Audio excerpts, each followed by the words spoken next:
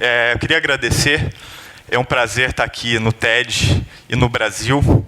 Eu acho que é um momento bastante importante, que mostra que a gente está vivendo uma época, no mínimo, interessante aqui no Brasil. A minha apresentação ela é dividida em duas partes.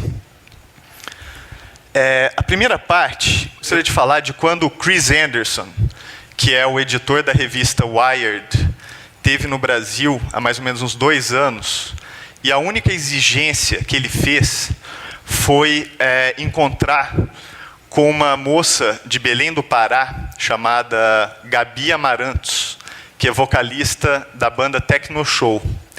Então, eu acho essa imagem muito interessante do Silicon Valley vindo ao Brasil em busca de encontrar alguém que está na periferia, muitas vezes até para a gente, que mesmo a gente não está prestando atenção. E aí, eu acho que a questão é perguntar por que esse encontro era tão importante para o Chris Anderson e o que esse encontro representa para o que está acontecendo no Brasil hoje. E aí, para responder essa pergunta, não tem como a gente não falar das lan houses. Eu acho que todo mundo aqui conhece, já deve ter passado por alguma lan house. Se não passou, isso é uma lan house. Isso também é uma lan house. E o que é importante para falar é o seguinte: o Brasil tem 2.000 salas de cinema. O Brasil tem 2.600 livrarias espalhadas em todo o país. Tem mais ou menos 5.000 bibliotecas públicas. E tem 90.000 lan houses. Então, a lan house virou uma espécie de um novo espaço público, tanto real quanto virtual, que está trazendo conectividade para o Brasil inteiro. E o que vale ver também é que, se você olhar esse gráfico, a gente tem aqui como as pessoas acessam a internet no Brasil. 49% dos acessos individuais são lan houses, 40% desses acessos são em casa e 6% são em iniciativas governamentais, como os telecentros. Então, o que é interessante das lan houses é que é um fenômeno de empreendedorismo que aconteceu no país inteiro, de baixo para cima, e que levou conectividade para lugares que a gente muitas vezes nem imaginava. Você anda pela Rocinha, no Rio de Janeiro, tem mais de 150 lan houses, Cidade de Deus tem 80, e assim por diante. Então, é muito importante, porque trouxe conectividade para o país e criou um novo espaço público. Esse fenômeno, ele é um fenômeno maior, que eu tenho chamado de a apropriação por parte das periferias brasileiras da tecnologia. Então, está acontecendo em todo o país essa apropriação da tecnologia por parte de todos os lugares no Brasil inteiro. Por algum tempo, aliás, por bastante tempo, eu venho desenvolvendo esse estudo chamado Open Business, que até tem uma parte dele que ficou bastante famosa, que eu vou falar aqui, que é sobre o Tecnobrega. Mas o Open Business começou há mais ou menos 3, 4 anos, e ainda vai continuar por mais 2 anos, e a gente investigou essa apropriação da tecnologia em lugares, não só aqui no Brasil, mas também na Colômbia, no México, na Argentina e na Nigéria. Então, a gente queria entender o que acontece quando os lugares que a gente não espera, que são mais inusitados, se apropriam da tecnologia e qual é o impacto daquilo, que tipo de indústria cultural, que tipo de relações surgem entre as pessoas quando a tecnologia chega em lugares que, para a gente, pelo menos, seria inesperado. E aqui no Brasil, a gente estudou muito o Tecnobrega. Se vocês não sabem o que é o Tecnobrega, eu explico rapidamente. É uma mistura de batidas eletrônicas, estilo anos 80, Kraftwerk, esse tipo de coisa, com o brega de Odair José e vários outros. É ótimo para dançar de 2, de parzinho. É talvez um dos únicos estilos de música eletrônica que as pessoas dançam juntinho, né? Geralmente música eletrônica é cada um no seu quadrado. E o que é interessante do Tecnobrega é que, por ano, são lançados 400 novos CDs. A gente tem que lembrar que uma grande gravadora no Brasil hoje lança por volta de 10 CDs por ano. E são lançados cerca de 100 DVDs por ano. Então, é uma indústria musical e também audiovisual. O interessante é que, se você for a uma loja comprar um CD de Tecnobrega, você não vai encontrar, porque existe um acordo direto de distribuição com os camelôs. É como se você estivesse pulando os intermediários e distribuindo toda a música diretamente pelo camelô. Então, é muito curioso que o jeito de ganhar dinheiro são nas chamadas festas de aparelhagem, como essa festa aqui, que é muito intensiva no uso de tecnologia. Isso aqui é uma festa na periferia de Belém. As aparelhagens são empresas que competem umas com as outras para ver quem tem um equipamento mais sofisticado, mais moderno. Existe um verdadeiro culto à tecnologia. Todo ano a aparelhagem desce do céu, né? A nova aparelhagem, as pessoas aplaudem. É uma coisa muito emocionante. E, para quem nunca viu, tem raio laser, tem telão de LED, que só a Ivete Sangalo tem. É muito intensivo no uso da tecnologia. Esse aqui é o S de Super Pop, de uma das aparelhagens. Tem vários outros símbolos, tem o T de Tupinambá, tem o P de Príncipe Negro, enfim, eu poderia ficar aqui fazendo vários símbolos de aparelhagem. Isso aqui é a chegada, né, da aparelhagem do céu, né, vamos dizer assim.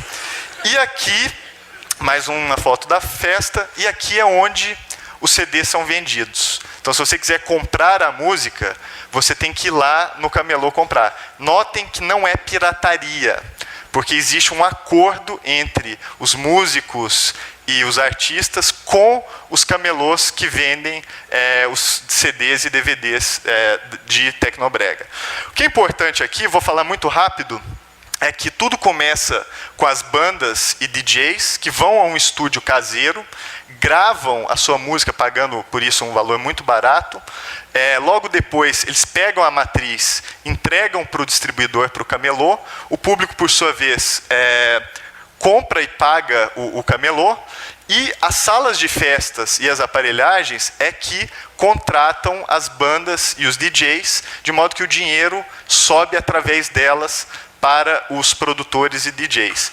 Outro fenômeno importante é o do festeiro, em que o festeiro é uma espécie de investidor naquele mercado. Ele coloca o dinheiro como sócio, ou muitas vezes emprestando dinheiro, para permitir que as aparelhagens elas consigam investir em equipamento e tudo mais. Então é um mercado até alavancado do ponto de vista econômico. E o mais legal é que o público também compra CDs e DVDs diretamente das bandas e dos DJs, depois que eles tocam ao vivo.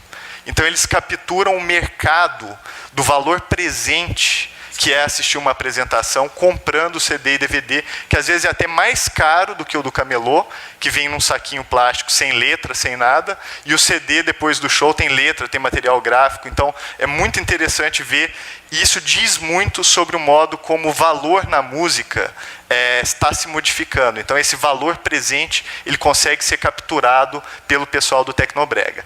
Os números, para quem se interessar, estão disponíveis até num livro que eu publiquei, e aí a gente mapeou toda a cadeia produtiva do Tecnobrega, assim, descrevendo quanto é que cada um ganha, e essa é uma indústria multimilionária. Então, para quem tiver interesse nos números, dá uma olhada depois.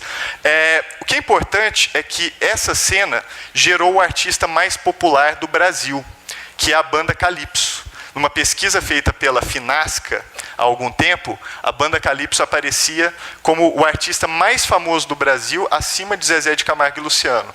O curioso é que do top 15 aqui, 3 outros artistas são da mesma cena, vamos dizer assim, não tem gravadora, e distribuem discos e CDs também via camelô. Então é muito curioso, porque dentre os artistas mais populares do Brasil, muitos deles estão vindo desse novo modelo de distribuição que está espalhado pelo Brasil todo.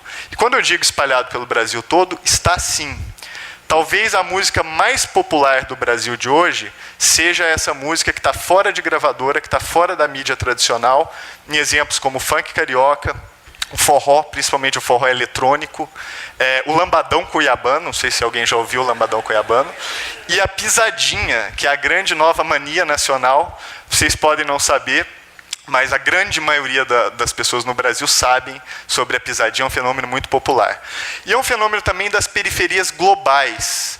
A mesma coisa está acontecendo, por exemplo, com o grind em Londres, com o dubstep também na Inglaterra, o Miami Bass em Miami, o hip hop em Baltimore, no Texas, é o mesmo esquema de distribuição do Tecnobrega. O kuduro em Angola, que significa literalmente kuduro, O bubbling, que é um estilo do Suriname, que tem uma conexão com Roterdã também. A champeta, na Colômbia, que inclusive eu estou pesquisando agora. É muito interessante a cena. A cumbia videira, na Argentina, que eu acabei de pesquisar, estou com um relatório pronto. E é muito interessante, porque lá até os camelôs estão ficando obsoletos. O que as pessoas usam agora é Bluetooth para distribuir a música. Inclusive, nos shows de periferia, o músico chega e manda a música para as pessoas que estão próximas por Bluetooth. É muito interessante. O kwaito, na África do Sul. O coupé décalé na Costa do Marfim e assim por diante. O que eu queria chamar a atenção para vocês é que a gente fala muito de artistas da internet. E, geralmente a gente pensa no Arctic Monkeys, na Lily Allen, ou mais aqui no Brasil, na Malu Magalhães.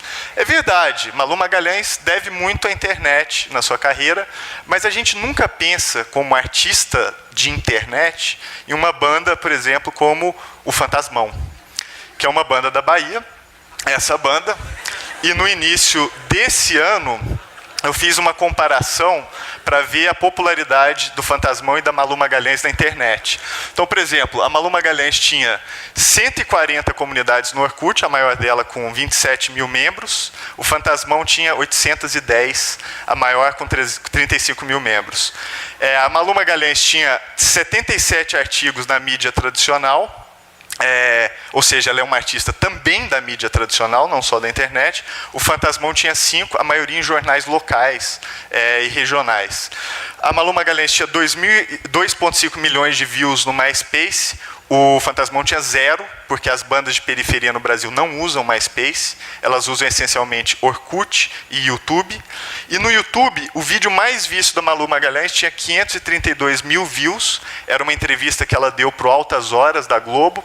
Enquanto o do Fantasmão tinha 790 mil views, que era uma montagem de fotos feita por um fã em cima de uma música do Fantasmão. Então não tinha sido nem a banda que tinha feito o vídeo. Essa é a regra para a maioria da música no Brasil. Eu tinha pensado em fazer uma viagem pelo YouTube, mostrando para vocês outros artistas, mas eu vou deixar para outra oportunidade, que o meu tempo está quase acabando, e eu ainda preciso falar de uma coisa que é muito importante. A segunda parte, e bem rápida da minha apresentação, é sobre democracia. O que está acontecendo aqui no Brasil é que aquele bordão de que as pessoas nunca sabem como são feitas as salsichas e as leis, está começando a mudar. As pessoas continuam não sabendo como são feitas as salsichas, mas as leis está começando a dar para entender. Para quem nunca participou, isso é uma audiência pública na Câmara dos Deputados. Uma coisa super interessante, tão legal quanto o TED, recomendo vocês darem uma olhada lá. Até agora, essa era a principal forma de participação popular em projetos de confecção de uma lei. Isso começa a mudar agora, principalmente num projeto que eu acabei de lançar em parceria com o Ministério da Justiça, então a FGV, onde eu trabalho em parceria com o Ministério da Justiça. A gente lançou um projeto que se chama Marco Civil da Internet. Até hoje, mais de 15 anos depois, o Brasil ainda não tem uma lei que regulamente a internet. Então a ideia é mais ou menos a seguinte: por que não usar a própria internet para escrever essa lei? Então quem quiser pode entrar nesse site do Marco Civil. A discussão é dividida em tópicos. Então você tem tópicos como privacidade, liberdade de expressão, direito de acesso, neutralidade da rede. E ao final de 45 dias vai ser feita uma discussão de princípios sobre o que deve conter essa lei de internet no Brasil. Ela deve proteger a privacidade, ela deve proteger a liberdade de expressão.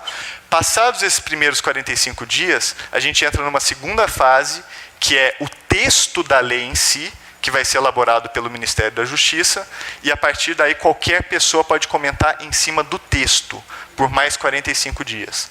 A expectativa é que por volta de março do ano que vem, esse texto já esteja entregue ao Congresso e vai ser possivelmente a primeira lei colaborativa que a gente vai ter, eventualmente, até no mundo. Então, acho muito importante a participação de todo mundo que está aqui. Para terminar, esses são os comentários que a gente já tem no site. Eu queria só responder uma vez aquela pergunta de por que o Chris Anderson se interessa tanto pelo Brasil e o Brasil da Gabi Amarantos. E aí eu acho que são duas coisas. Eu acho que a gente tem muito a oferecer numa transformação da economia da cultura, e eu acho que a gente tem muito a oferecer numa experiência renovada das práticas democráticas. É isso. Obrigado.